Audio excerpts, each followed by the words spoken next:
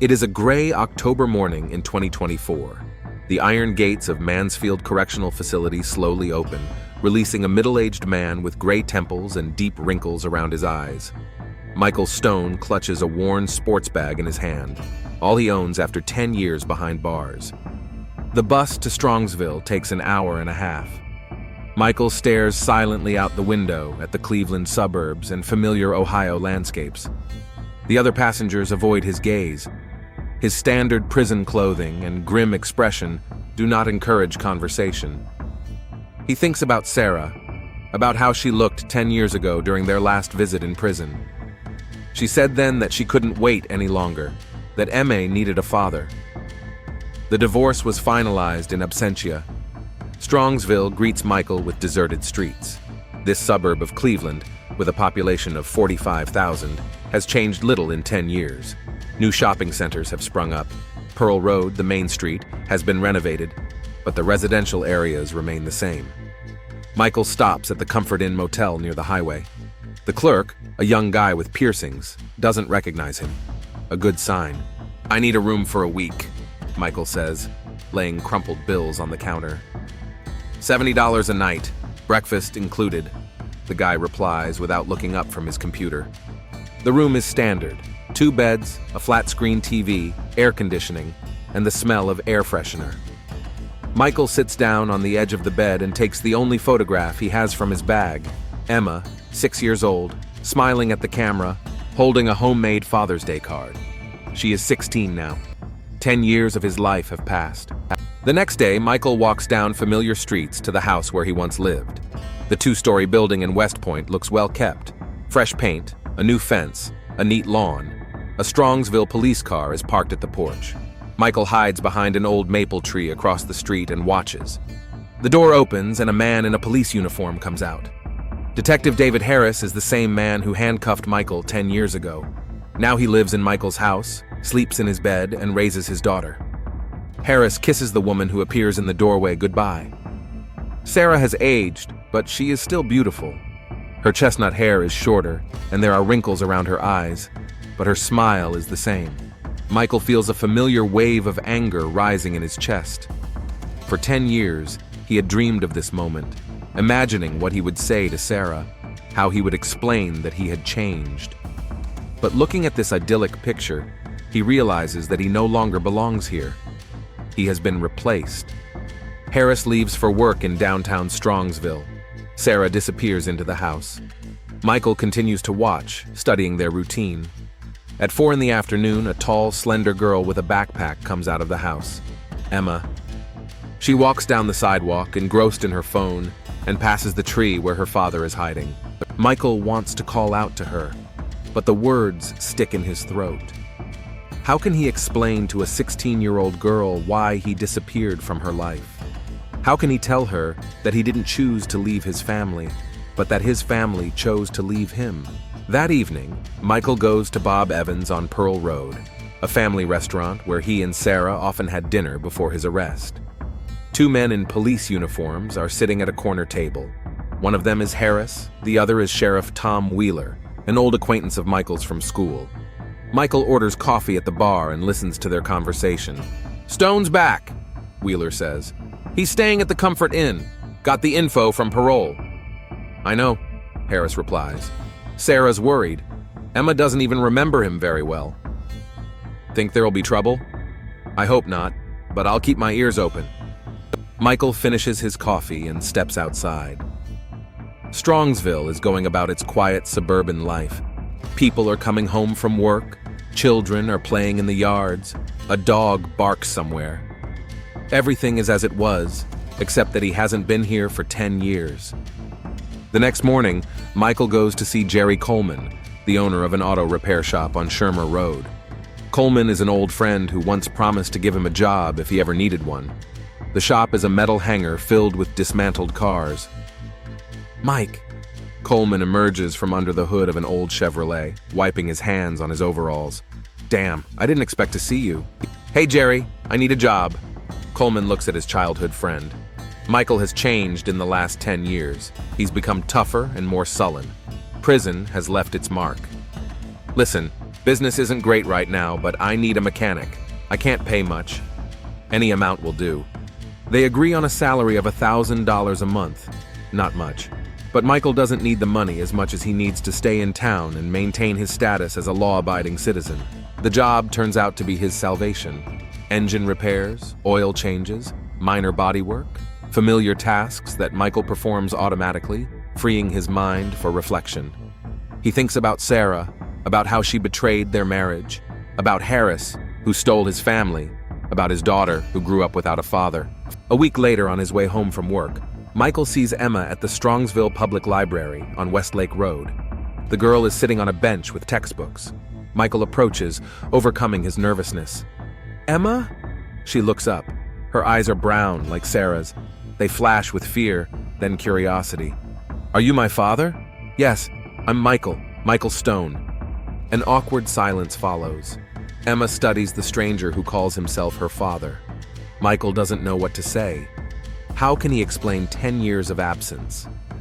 "Mom said you were in prison," the girl finally says. "I served my time. I'm free now." "And what do you want?" The direct question catches Michael off guard. What does he want? Forgiveness? Understanding? Revenge? "I want to get to know my daughter, to find out what you've become." Emma gathers her textbooks into her backpack. "I have to get home. David gets worried when I'm late." "David?" Michael's voice sounds bitter. "My stepfather. He's a good man." The words hit harder than a punch. Emma leaves, leaving Michael alone with his painful thoughts. Harris didn't just steal his wife, he stole his daughter and became a real father to her. That evening, there is a knock on Michael's door. Detective Harris is standing on the threshold in plain clothes. The men stare at each other silently. Harris looks more confident than he did 10 years ago. Broad shoulders, a steady gaze, his hand instinctively resting near his holster. "Stone, we need to talk." "Come in, Detective." Harris enters the room and looks around. The furnishings are Spartan, a bag of clothes, a few books, a photograph of Emma on the nightstand. "I know why you came back," Harris begins. "Really? And why is that?" "For my family, for Sarah and Emma, but they have a different life now." Michael sits down on the bed, trying to appear calm. "She's my daughter, Harris, and she used to be my wife. She was your wife 10 years ago. Now she's my wife and Emma is my daughter. We're a family. A family you stole while I was rotting in prison. The family you destroyed when you decided to rob a bank." The tension in the room rises. Michael stands up, and the men are face to face. "I served my time, Harris. I paid my debt to society. I have a right to see my daughter." "You do, but if you hurt Sarah or Emma, if you even try to destroy what we've built, I'll find a way to send you back." Harris leaves, leaving a threatening scent in the air. Michael closes the door and leans against it. For 10 years, he had been preparing for this moment, imagining meeting his family, making plans for his return. But reality turned out to be harsher. No one was waiting for him here. No one wanted him. He had been replaced by someone else. That night, Michael cannot sleep for a long time. He stares at the ceiling, listens to the noise of cars outside the window, and thinks about justice. 10 years ago, one wrong choice ruined his life. Now it's time to fix his mistake. He spends his first weeks of freedom trying to adjust. Michael wakes up every morning at 5:30 a.m., a prison habit he can't shake. The motel room is quiet. He can't hear the morning roll call of prisoners, the clanking of locks, or the harsh commands of the guards. This silence is more oppressive than any noise. Working at the auto repair shop becomes an anchor that keeps Michael afloat. Jerry Coleman turns out to be an understanding employer. He doesn't ask unnecessary questions and doesn't pay attention to the new mechanic's gloomy mood. The shop on Shermer Road takes in cars from local residents, housewives in minivans, retirees in old sedans, teenagers in used coupes. Michael works silently, intently, finding solace in his familiar work with metal and oil. "You've changed a lot," Jerry says one day as they put away their tools at the end of the day. "You used to be a fun guy. You liked to joke around and have a beer after work." Michael wipes his hands on a rag without answering. Jerry is right. The Michael Stone who once lived in Strongsville died in a prison cell. The man who returned is a different person, tougher, more calculating, more patient. Prison changes people, Michael finally says. I understand, but maybe you should try to start over. Find an apartment, meet someone. I have a family, Jerry. I just haven't gotten them back yet. A look of concern flashes across Coleman's face, but he doesn't continue the conversation. Every day after work, Michael gets into the old Honda Civic he bought for $1,500 from one of his workshop customers and drives to the West Point neighborhood. He studies the routine of the family that was once his family. Sarah leaves for her job at Strongsville Hospital at 7 in the morning and returns at 4 in the afternoon. Harris works shifts, sometimes in the morning, sometimes in the evening, sometimes staying late on calls. Emma attends Strongsville High School and stays after school for clubs or to meet friends. Michael makes a detailed schedule. Monday, Sarah works the day shift, Harris works until 6, Emma is at school until 4, then spends an hour at the library. Tuesday, Sarah works the night shift, Harris is home, and Emma is at choir practice until 5. Wednesday, Sarah has the day off, and the family has dinner together at home. Thursday, Sarah works the day shift, Harris is on call until midnight, and Emma is at the mall with her friends. Friday, everyone is home for family night. Watching causes pain and anger. Michael sees Harris helping Emma with her math homework, Sarah cooking his favorite dish, lasagna, which she used to make for Michael. He sees family happiness built on the ruins of his life. One Saturday, Michael decides to get closer. He knows that on Saturdays, Emma goes to Starbucks on Pearl Road to meet her friends. Michael arrives early, orders a coffee, and sits in the far corner, where he can see the whole room. Emma shows up at 1:30 with 2 friends. The girls order complicated coffee drinks with long names and sit down at a table by the window. Michael watches his daughter, trying to guess her personality. Emma laughs a lot and gestures as she tells a story. There is something about her that reminds him of Sarah. The way she tilts her head when she listens. The habit of tucking her hair behind her ear. Excuse me, are you Mr. Stone? Michael turns around. Standing next to him is one of Emma's friends, a thin girl with freckles and red hair. Yes, and who are you? I'm Madison, Emma's friend. She said you were back. Emma, noticing that her friend is talking to a stranger, approaches their table. Her face is a mixture of curiosity and annoyance. Maddie, what are you doing? I'm getting to know your dad. He doesn't look like a maniac at all, like my mom said. Emma blushes with embarrassment. I'm sorry, Madison sometimes says silly things. It's okay, Michael replies. Can I talk to you, Emma? Alone? The girl hesitates, then nods to her friend, who returns to the third girl. Emma sits down across from her father. I didn't want you to hear this from Madison, but people in town are talking about you. Not very nice things. Like what? That you're a dangerous criminal, that you robbed a bank with a gun, that you might do something like that again. Michael clenches his hands into fists under the table. 10 years ago, he did rob a bank. The gun was a toy, but only he and his lawyer knew that. He needed money for Sarah's sick mother's treatment. The insurance company refused to cover the experimental therapy. But it's impossible to explain that to a 16-year-old girl. I made a mistake, Emma. A big mistake that cost me 10 years of my life. But I'm not dangerous. At least, not to my family. We're not a family anymore, Emma says quietly. I have a dad. David is a good man. He loves Mom and me. He never left us. The words hurt, but Michael holds back. I didn't want to leave you. I was put in prison. For the crime you committed. It was your choice. Emma gets up and returns to her friends. They quickly gather their things and leave, leaving Michael alone with his bitter coffee and bitter thoughts. On Monday morning, a police car pulls up outside the workshop. Sheriff Tom Wheeler, an old acquaintance of Michael's from school, gets out. Wheeler has put on weight over the years, his hair is thinned, but his gaze remains the same, attentive and a little tired. Hi Mike, how's it going? Fine, Tom, working, minding my own business. That's good, I've been hearing some rumors.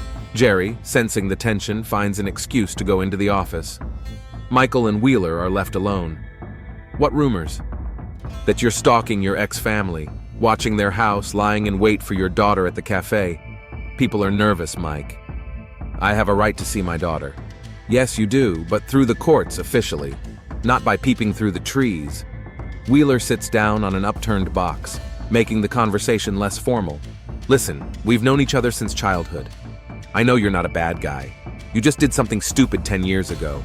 But time has changed everything. Sarah and David are a good couple. Emma is happy. Don't destroy what they've built. What did I build, Tom? I gave 10 years of my life to the state. For what? For trying to save a dying woman? You robbed a bank, Mike, with a gun. A toy gun! The cashier didn't know that. To her, you were an armed robber who could have killed her. She's still seeing a psychologist. Michael doesn't know that. The information hits him like a punch in the gut. He was only thinking about his own problems, about Sarah's mother dying of cancer, about the insurance company refusing to cover the treatment. He didn't think about the simple woman who came to work every day to feed her family and found herself face to face with what seemed like a deadly threat.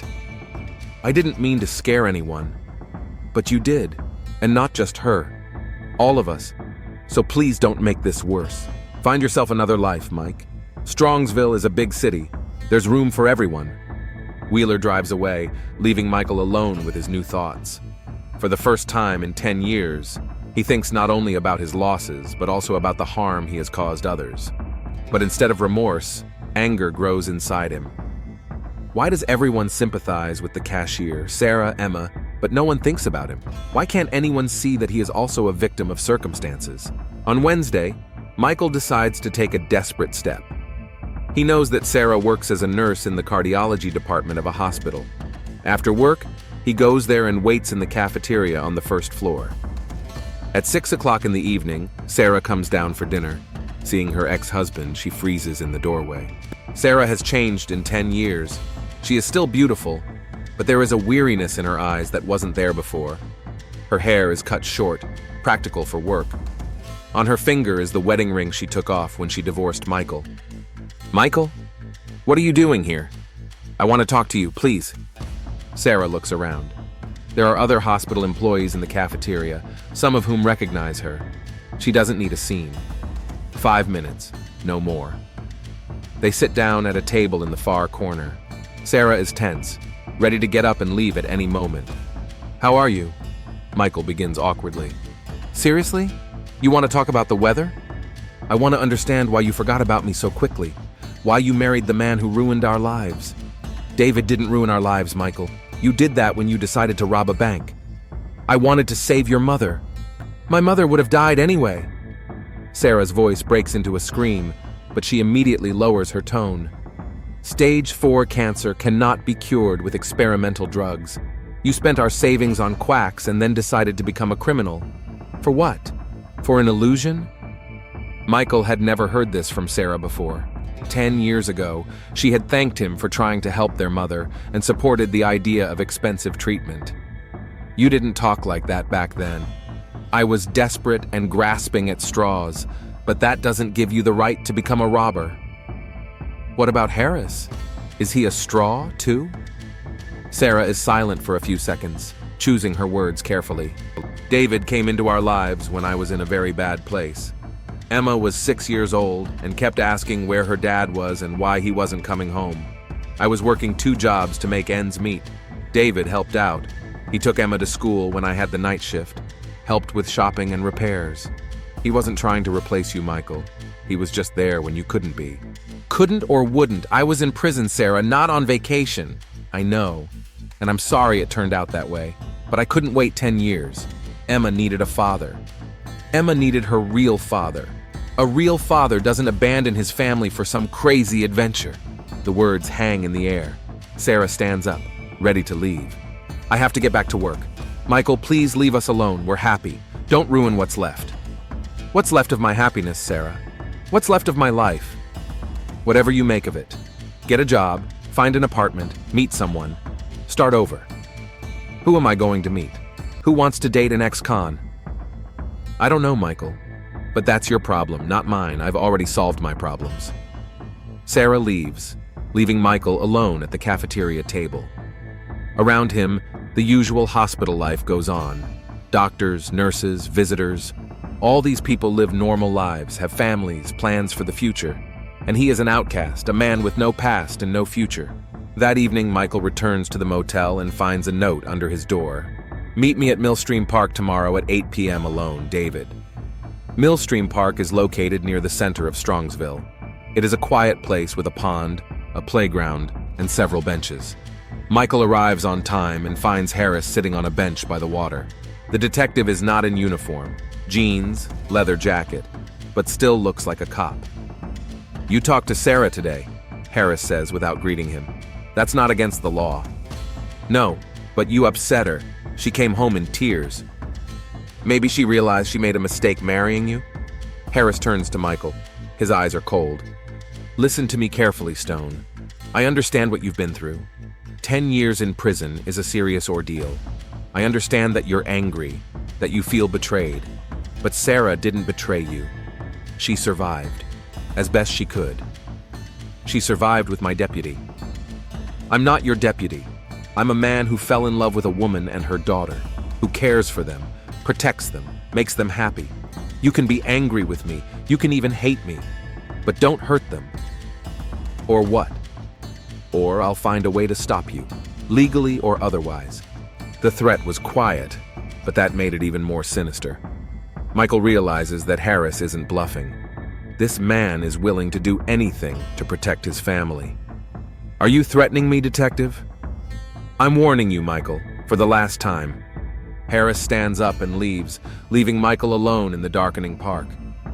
Sitting on a bench, Michael stares at his reflection in the dark water of the pond. The face of a tormented man who has lost everything and is willing to do anything to get it back. That night, Michael's plan takes shape in his mind.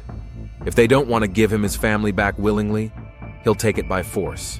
If Harris thinks he can threaten him with impunity, he's wrong. Michael Stone spent 10 years in prison, learning to endure, to plan, to wait. And now the waiting is over. The next day, he begins a more detailed study of the family's routine. He writes down the times when each of them leaves and returns home. He studies Sarah's route to and from work. He finds out when Harris works the night shift, leaving the house unprotected.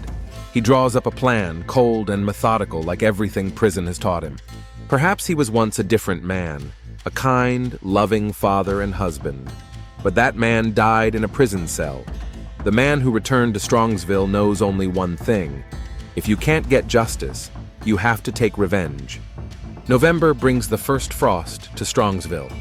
Michael wakes up in a motel room to the sound of rain on the windows and realizes that he has been free for a month. A month of observation, planning, and building up rage. He takes a notebook from the nightstand and writes down the Harris family's schedule. During this time, he has studied their lives down to the smallest detail. Sarah works at the hospital on a rotating schedule, 3 days on, 3 days off. David is usually on the day shift, but twice a week he works until midnight. Emma goes to school from 7 a.m. to 3 p.m. and stays for choir practice until 5 p.m. on Tuesdays and Thursdays. On Saturdays, the family goes to the mall, and on Sundays, they go to St. Michael's Church on Pearl Road. Michael knows what they eat for breakfast, what TV shows they watch in the evenings, and what time they go to bed. He knows that Sarah likes to read on the porch after work, that David washes the car in the garage on weekends, and that Emma meets her friends at Starbucks every Saturday at 2 p.m. This knowledge gives him the illusion of control over the situation. Business is going well at the auto repair shop.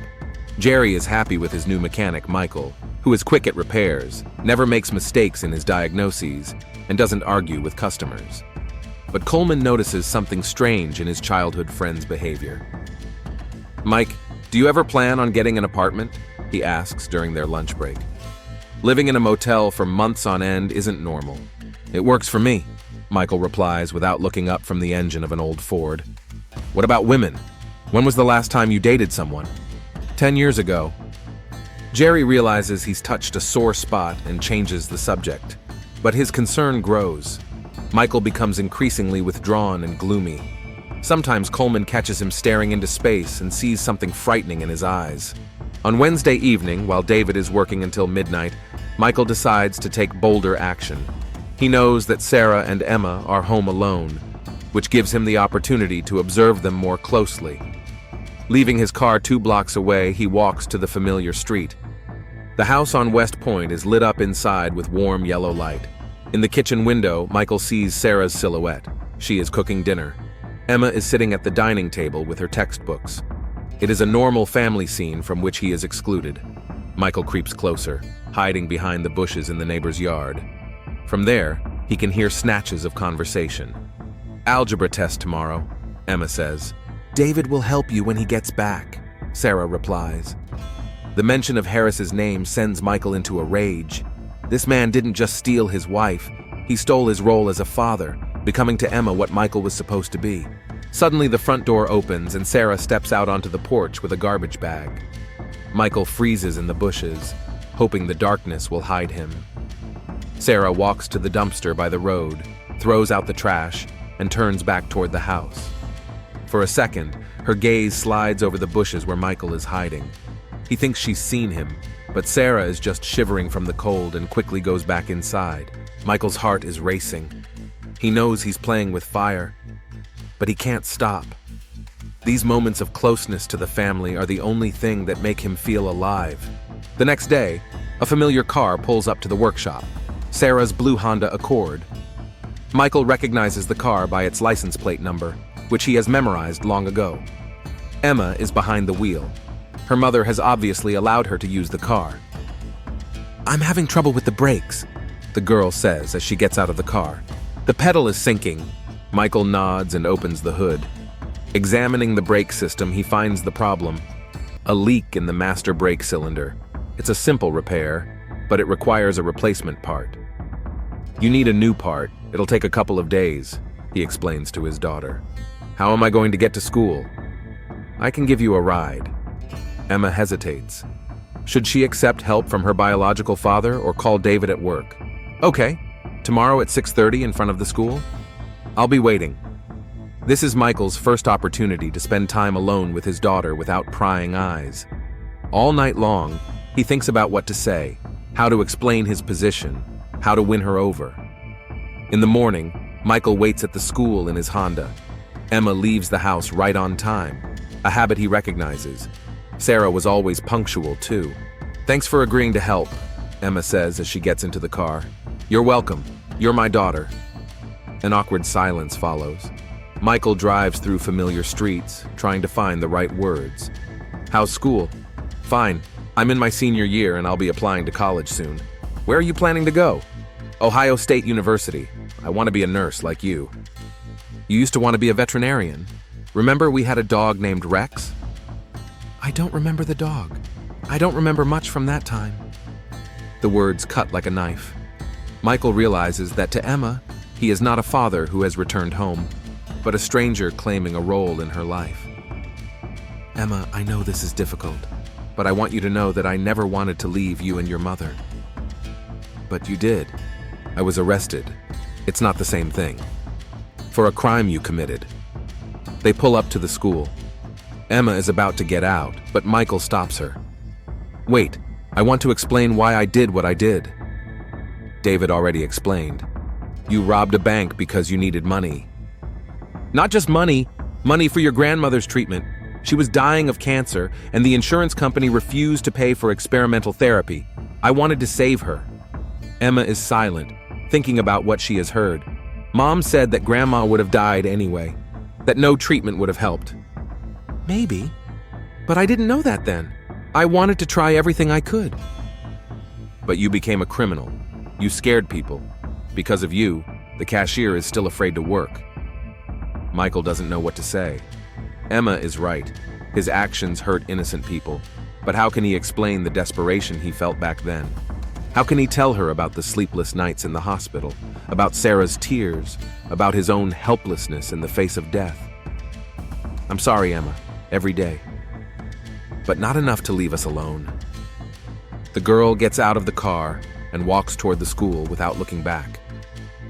Michael watches her go, feeling another hope for understanding crumble. That evening at the motel, Michael drinks whiskey from a plastic cup and thinks about his conversation with his daughter. He realizes that it's useless to try to convince Emma. She has already made her choice in favor of Harris. But this only strengthens his resolve. If he can't win his family back with love, he'll win them back with fear. The next day, Michael buys a can of red paint at a hardware store. At night, he returns to his house in West Point and writes on the sidewalk in front of the entrance, "She was my wife." In the morning, the whole family will see the inscription. The effect is immediate. By lunchtime, a police car pulls up outside the workshop. Detective Harris gets out, looking grim. "Where were you last night between midnight and 3 a.m.?" he asks without greeting him. "At a motel, sleeping." "Any witnesses?" "No. What happened?" "Someone vandalized the sidewalk in front of my house with paint. They wrote a message that could only have come from you." Michael shrugs. "A lot of people know that Sarah was my wife. Maybe one of the neighbors decided to play a joke." Harris steps closer. His eyes are cold with rage. "Listen to me, you psychopath. I can't prove you did this, but we both know the truth. If something like this happens again, if you scare my family again, I'll find a way to get you back in prison. Do you understand?" "I understand, Detective. But maybe you should think about why someone would want to remind you of your wife's past." Harris turns and walks away, but Michael sees that the seed of doubt has been planted. He begins to realize that he is not just dealing with an ex-convict, but a man who is willing to do anything. A few days later, Michael learns that the family has installed a security system. He sees workers installing cameras and motion detectors. Harris no longer leaves Sarah and Emma home alone. He either stays with them or asks neighbors to keep an eye on the house. But Michael doesn't give up. He changes tactics and becomes more cautious. He calls the hospital and asks for Sarah, pretending to be a delivery man. He leaves anonymous notes in the mailbox. "Remember our first kiss?" Or, "Emma looks just like you at that age." Nothing threatening, but personal enough to scare her. Every morning on her way to work, Sarah finds a new note. She doesn't tell David about them, not wanting to exacerbate the conflict, but her nerves are frayed. Emma notices that her mother has become anxious, easily startled by loud noises, constantly checking the locks on the doors. "Mom, what's wrong?" the girl asks one evening. "Nothing, dear, just tired from work." But Emma is not stupid. She understands that her mother's anxiety is related to Michael Stone's return. The girl begins to feel guilty. Perhaps she should have been kinder to her biological father, then he wouldn't be acting so strangely. On Saturday, Emma goes to Starbucks to meet her friends and finds Michael there. He is sitting in the same corner as last time, with a cup of coffee in front of him. "Are you following me?" the girl asks bluntly. "I want to talk to my daughter. It's not a crime." Emma sits down opposite him, determined to settle things once and for all. "Listen, I understand that this is hard for you, that you lost your family while you were in prison. But you can't scare your mother like that. She's already worried enough." "What is she worried about?" You coming back and wanting to take everything back. What's wrong with wanting to take my family back? We're not your family anymore." Emma raises her voice, and other cafe patrons turn to look. "We have a different life. David is my father, not you." "David is not your father. He's just a man who took advantage of my absence. He loves us. He cares about us. He didn't abandon us. I didn't abandon you either. You did, when you chose crime over your family." Emma stands up and leaves, leaving Michael in the cafe. This time, she's not just upset, she's angry. The girl realizes that her father hasn't changed, hasn't become a better person during his years in prison. He's still selfish, thinking only of himself. That evening, Emma tells David about her meeting at the cafe. Harris listens silently, but his eyes fill with worry. "He's stalking us," says her stepfather. "We need to file for a restraining order." "Will that help?" asks Sarah. "I don't know, but it's worth a try." The next day, Harris files a restraining order against Michael Stone. The order lists the facts of the stalking, property damage, and violation of the family's peace. Michael receives the summons at the motel and realizes that the game is getting serious. The hearing is set for Wednesday. Michael shows up in court without a lawyer.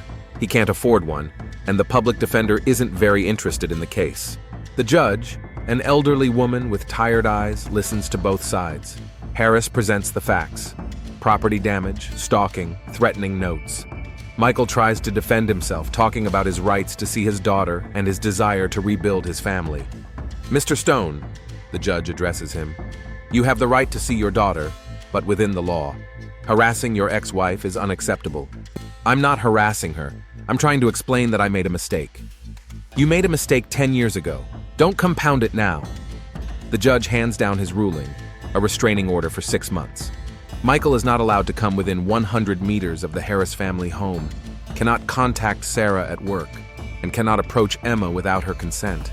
As he leaves the courtroom, Michael feels the last remnants of hope for a peaceful resolution to the conflict crumble to dust. The system is against him. His family is against him. Even his daughter has chosen a stranger over her own father. That evening, in his motel room, Michael takes out a notebook with notes about his family's schedule and starts a new page. If the law forbids him from approaching his family, he will find another way, a more radical way, a more definitive way. The plan that forms in his head is terrifying and exciting at the same time. If he can't get his family back, he will make sure that Harris loses hers too. Forever. December brings the first snow to Strongsville. Michael stands at the window of his motel room and watches the white flakes fall on the parking lot. The restraining order has been in effect for 2 weeks, and during that time his life has become meticulous planning. His notebook with notes about the Harris family has been filled with new pages, detailed diagrams, time frames, possible scenarios. Work at the auto repair shop continues, but Jerry Coleman notices changes in his friend's behavior. Michael has become even more withdrawn, avoids conversation, and is often lost in his thoughts. Sometimes Coleman catches him staring into space and sees something frightening in his eyes, the cold determination of a man who has made an irreversible decision. "Mike, maybe you should take some time off," Jerry suggests on Friday evening. "Go somewhere, get away from it all." "From what?" Michael replies without looking up from the engine. "From your family problems. I know you're worried about the warrant." Michael finally looks up. In his eyes, Coleman sees something that makes him take a step back. "I don't have any problems, Jerry." "They do." The tone of his voice is so cold that Coleman decides not to continue the conversation. He begins to suspect that Michael's return to Strongsville was a mistake. Prison has changed his childhood friend, turning him into a man capable of unpredictable behavior. Michael knows he can't go near the house on West Point, but the ban doesn't apply to public places. He continues to show up where the family is, at the mall, near the school, at restaurants. He doesn't technically violate the terms of the order, but he creates an atmosphere of constant presence. On Saturday, he sees Sarah at the grocery store on Pearl Road. She looks tired and nervous. Dark circles under her eyes speak of sleepless nights. Michael follows her through the aisles, keeping his distance but making sure she can see him. Sarah senses his gaze and turns around several times, but each time Michael manages to hide behind the shelves. At the checkout, Sarah drops a can of food. Her hands tremble as she bends down to pick it up. Michael approaches and hands her the can. "Thank you," Sarah whispers without looking up. "You're welcome. How are you, Sarah?" "Leave me alone, Michael. I just asked how you were. That's not against the order." The cashier, a young guy with piercings, senses the tension and tries to speed up the service. Sarah pays with trembling hands and quickly heads for the exit. Michael stays where he is, but he has achieved his goal. Sarah is scared again. She feels his presence in her life once more. That evening, David Harris arrives at the motel. He doesn't get out of the car, just honks the horn. Michael realizes it's a signal and goes out to the parking lot. "Get in," the detective orders. Michael gets into the passenger seat. Harris drives to an industrial area of Strongsville, to some abandoned warehouses. Here they can talk without witnesses. "You were at the store today," Harris says, stopping the car. "I was buying groceries." "That's not a crime." "You scared Sarah." "I just picked up a can that fell on the floor." Harris turns to Michael. In the dim light of the street lamps, his face looks hard and determined. "Listen to me carefully, you psychopath. You can play word games all you want, you can hide behind the letter of the law, but we both know what you're doing. You're trying to destroy my family. Your family, or mine. Your family is gone. You lost them 10 years ago. No, Harris, you stole them while I couldn't protect them." The tension in the car reaches a breaking point. Harris grips the steering wheel so tightly that his knuckles turn white. "You want the truth, Stone? Sarah never loved you. Not really. She was young, pregnant, scared. You were a convenient option. But when you showed your true colors, when you became a criminal, she realized what a mistake she had made." The words hit him right in the heart. Michael feels a flame of rage burning in his chest. "That's a lie. It's the truth. And you know what she told me the first night we were together? That she never felt safe with you. that she was always afraid of your anger, your unpredictability. Shut up. She said she should have left you long ago, that you were a mistake of her youth. Michael lunges at Harris, but the detective is ready for him. He dodges the blow and pulls out his service weapon. I wouldn't do that, Stone. Michael freezes, staring at the muzzle of the gun. You wouldn't dare. Try me. I have every reason to defend myself. For a few seconds, the men stare at each other. Harris with the gun in his hand, Michael with his hands clenched into fists. Then Michael slowly steps back. Put the gun away, brave man. Harris doesn't lower his weapon. I'll give you one last chance, Stone. Get out of Strongsville. Today. Find another place. Start a new life. Forget about us. And if I don't, then I'll find a way to stop you. Anyway. Are you threatening to kill me, detective? I promise to protect your family. Harris puts away his gun and starts the engine. Get out, and think about what I said. Michael gets out of the car and stands on the empty road, watching the red lights disappear. Harris's words that Sarah never loved him cut like knives. But even more painful is the realization that it might be true. Back at the motel, Michael opens his notebook and starts a new page. This time, he's not writing a schedule, but a plan. A detailed, well-thought-out plan to make Harris pay for the stolen years, for the stolen family, for the humiliation. The first step is to study the detective's work schedule for the coming week.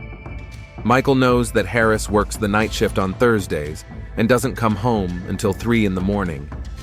Sarah also works that day, but she finishes at 10 in the evening. Emma usually goes to a friend's house after school and stays there until 11. This gives Michael a window of opportunity between 10 and 11 p.m., when Sarah will be home alone. An hour is enough time to finish what began 10 years ago. On Monday, Michael buys rope, duct tape, and construction gloves at a hardware store. He tells the salesperson he's renovating a motel. On Tuesday, he buys sleeping pills at a pharmacy, explaining that he has insomnia since getting out of prison.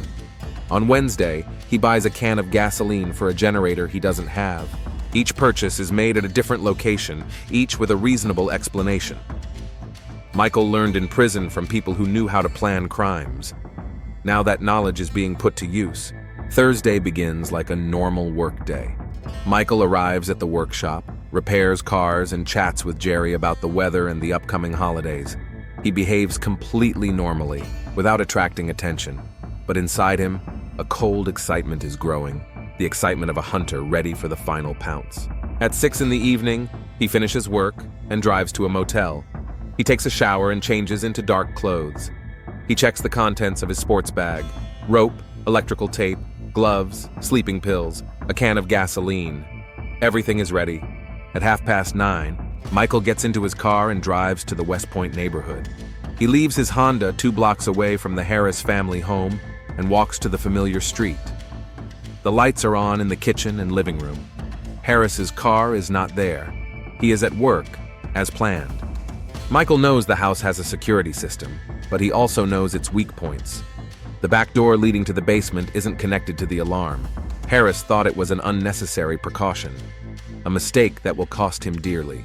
At 10:15, the lights in the kitchen go out. Sarah has come home from work and is apparently getting ready for bed. Michael puts on his gloves, grabs his bag, and walks to the back door of the house. The lock is old and simple. It can be picked with tools found around the house.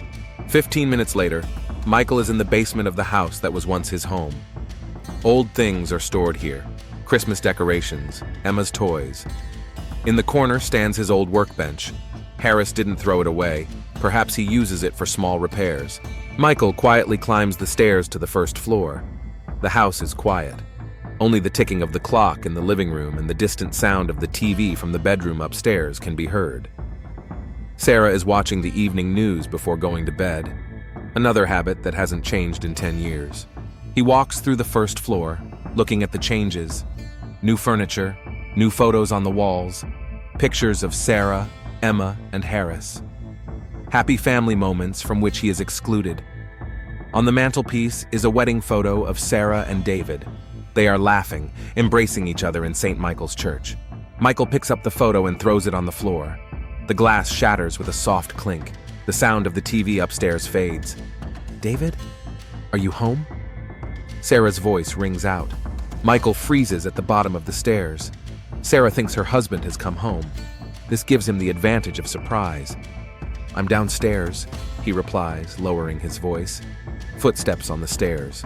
Sarah comes down in her robe and slippers, ready to hug her husband. But instead of David, she sees Michael. A scream catches in her throat.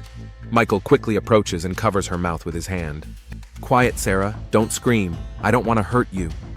The woman's eyes are filled with terror. She tries to break free, but Michael is stronger. 10 years of prison training have made him muscular and resilient. "We'll just talk, like we used to. Remember how we used to talk in the evenings?" Sarah shakes her head, tears streaming down her cheeks. Michael leads her into the living room and sits her down on the sofa. He takes a rope out of his bag. "I'm sorry, but I'll have to tie you up, so you don't do anything stupid." He ties her hands behind her back, then her legs. Sarah doesn't resist. She understands that resistance will only anger him. "Why did you come, Michael?" she whispers. "To talk, to find out the truth." "What truth?" "Harris said you never loved me, that I was a mistake." Sarah is silent. Fear and pity fight in her eyes. "Is that true, Sarah?" "Michael, please let me go. Emma will be back soon." "Answer me!" Michael's voice becomes harsher. Sarah realizes that her life may depend on her answer.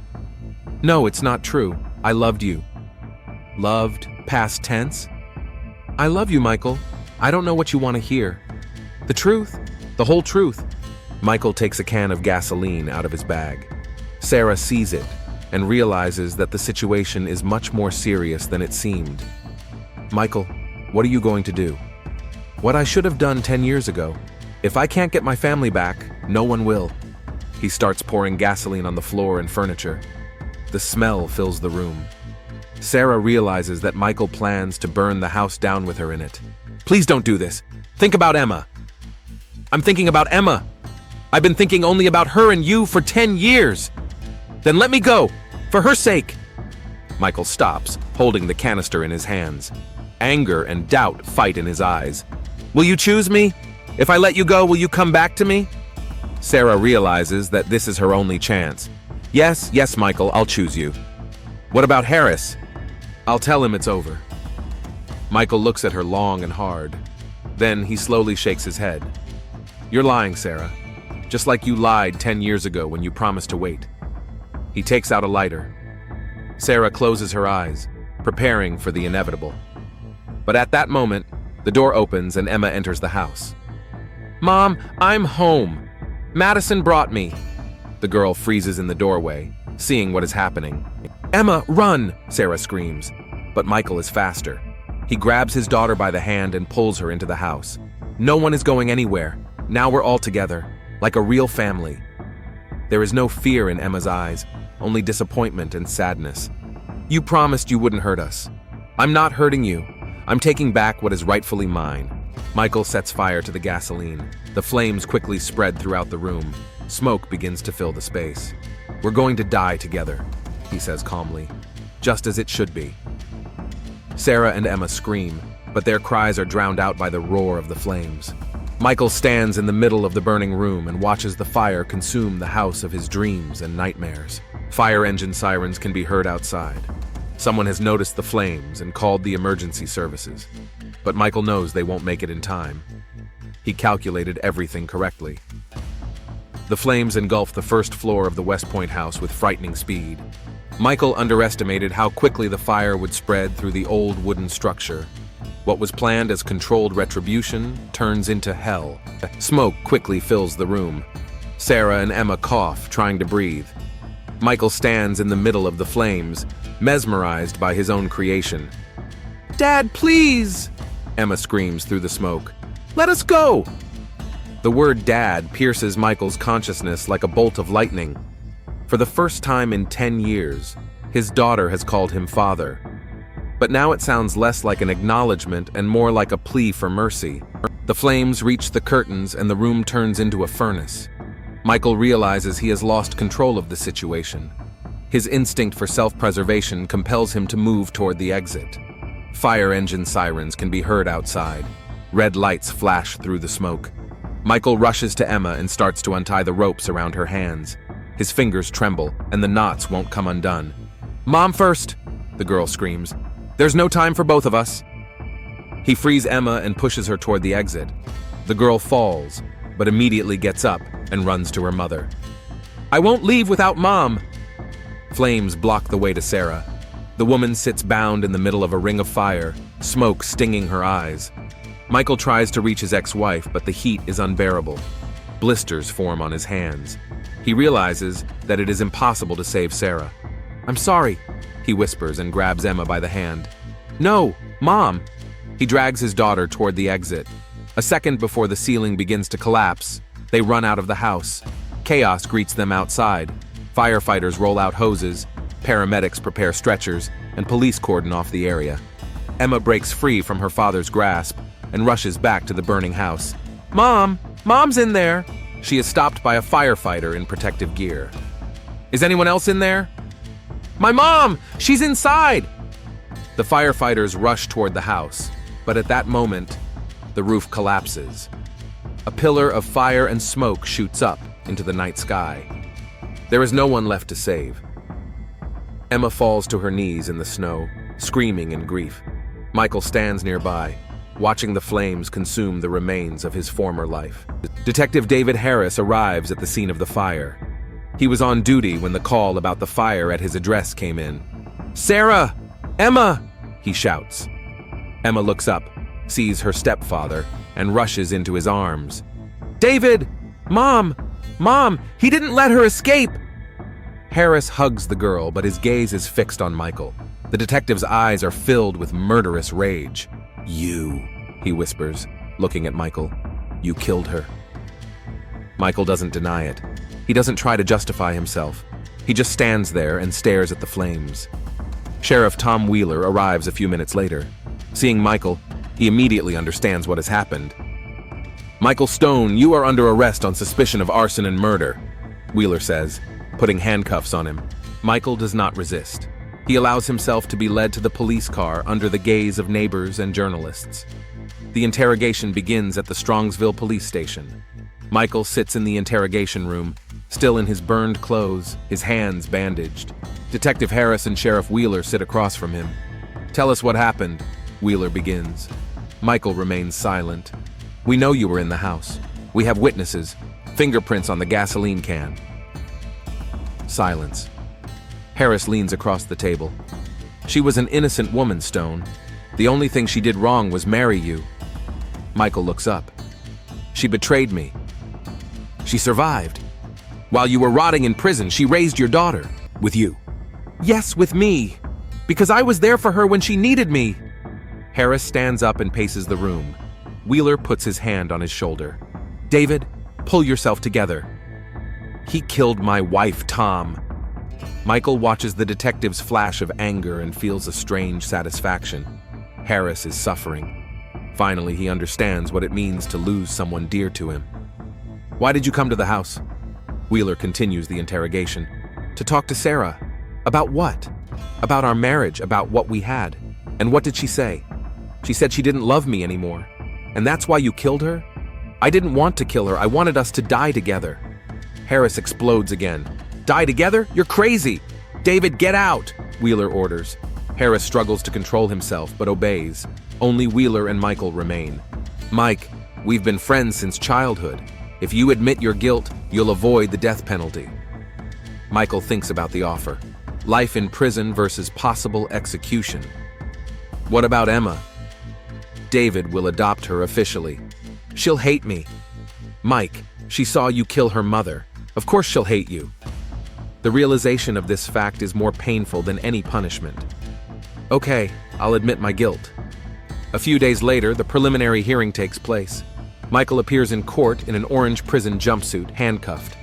Emma sits in the front row next to David Harris. She avoids looking at her father. "The defendant pleads guilty to all charges," Michael's lawyer declares. The judge turns to Michael. "Do you have anything to add?"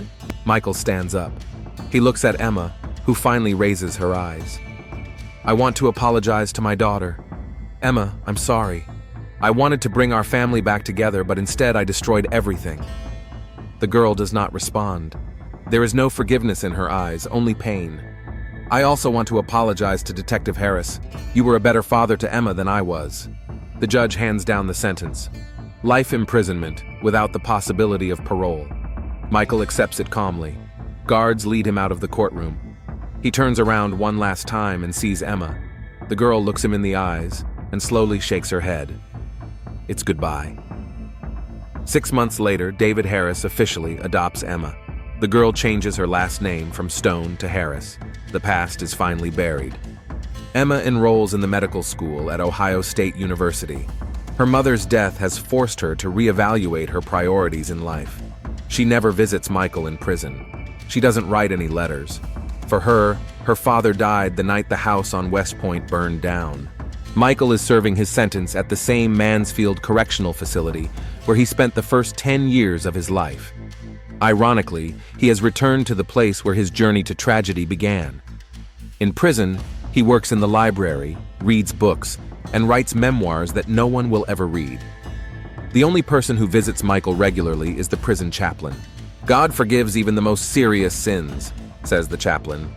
And do victims forgive? Michael replies. Sometimes. My daughter will never forgive me. Some things are unforgivable. Years pass. Emma becomes a doctor, gets married, and has children. David Harris retires. They live in a new house. The old place is too connected to tragic memories. Michael Stone becomes just a name in police files, a page in the Strongsville Crime Chronicle. A story about how revenge destroys not only the victim, but also the avenger.